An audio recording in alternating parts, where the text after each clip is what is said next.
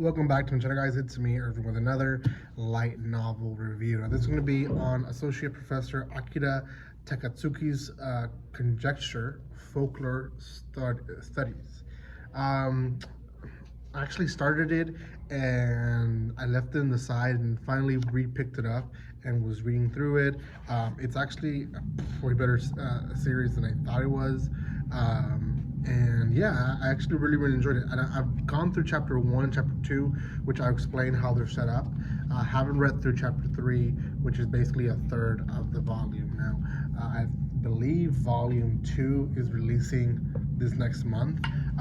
So that's pretty exciting that they're continuing the story.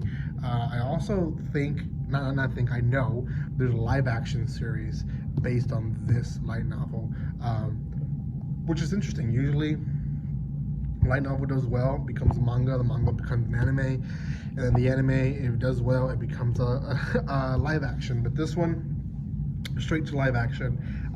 It's not a very odd thing, but usually that's kind of the trajectory that it takes for success, especially for series that are not well known like this one, which hopefully more of you guys know of it after this video. Now, before anything, if you haven't supported Yen On, go support them. They send me this copy to review for you guys. So yeah, it's the Yen Press,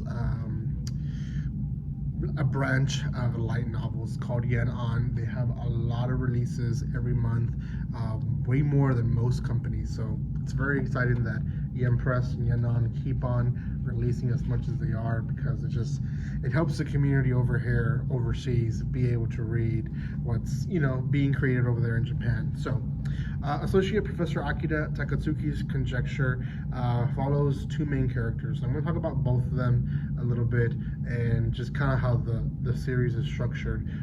So we follow Akira, who is this guy. He is a professor.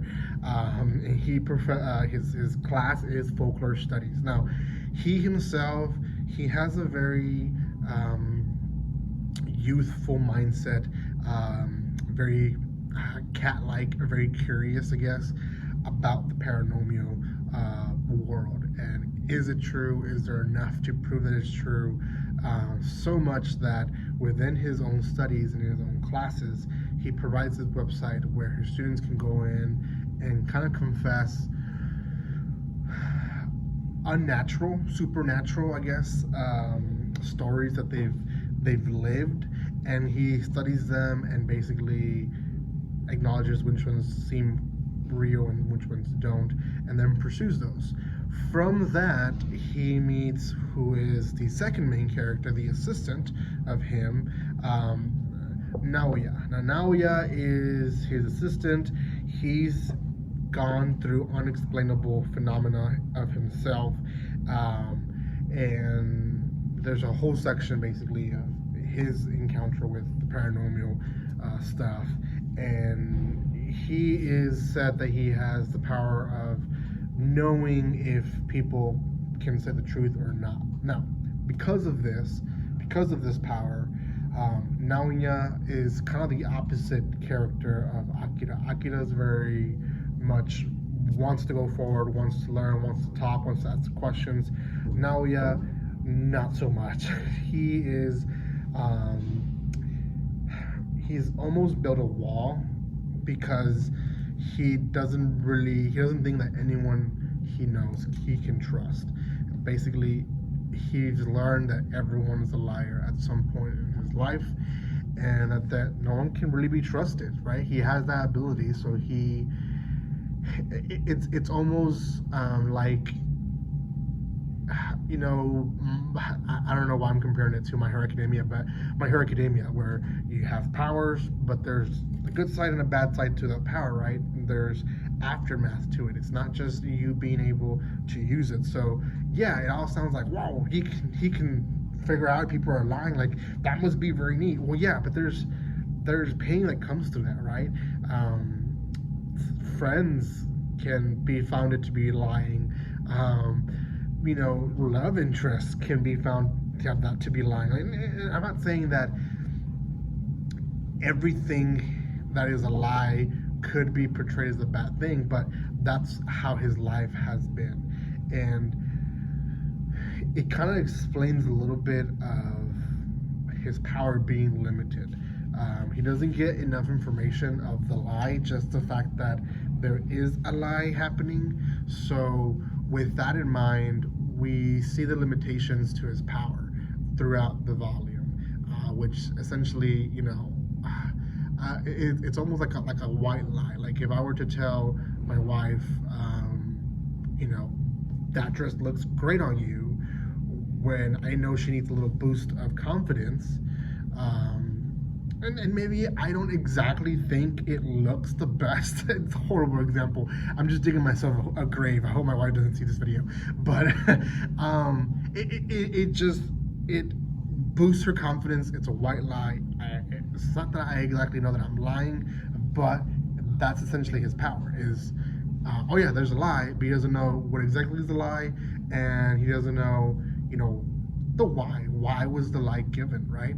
So, yeah, Naoya's power ability is really limited. Now, even though I'm talking about this a lot, it's not really a superpower type of deal series. It's paranormal, investigation, mystery.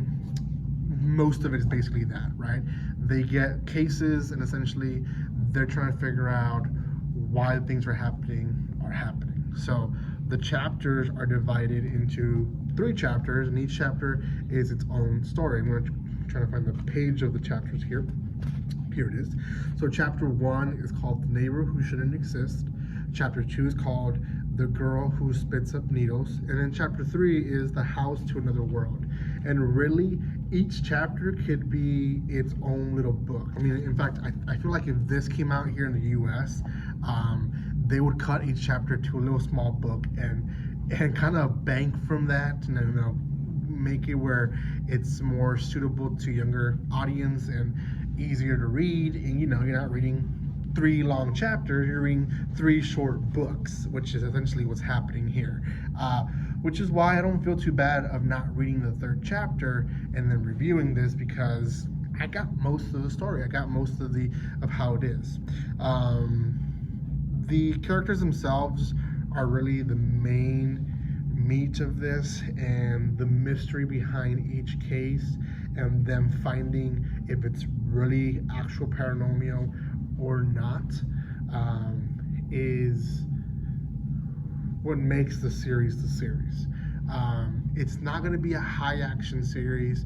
It's not going to be no romance, nothing like that. It's purely mystery investigation with hints of paranormal, but nothing like vampires or fairies or anything like that either. So, yeah, it's a great story. In fact, I would even go and say would be a good anime, and the fact that there is a live action makes me wonder where I can watch it, and if I can watch it, I'd probably watch it, because it almost like, I don't want to diminish it and say it's like a CIS episode by episode, but that's essentially what it is. This chapter is kind of like an episode of an investigation, and there's a beginning and the end to it, and you can read chapter 2 and then chapter 1, almost, if you know the characters at least by now, then you could. So, oh well. Out of 10, I'm going to give this one actually a 7. It's one of the better mystery investigation ones that I've read so far. It kind of reminds me a little bit of Inspectory, to be honest. So, yeah, pretty good. Check it out. Volume 2 is coming out in September. Depending when this video comes out, it might be already September. So, yeah, go check out for Volume 2 and Volume 1. There is a link in the description below where you guys can buy manga and light novels for a very cheap price. So you guys don't miss the opportunity. Thank you again. Like always, don't be strangers. See you guys.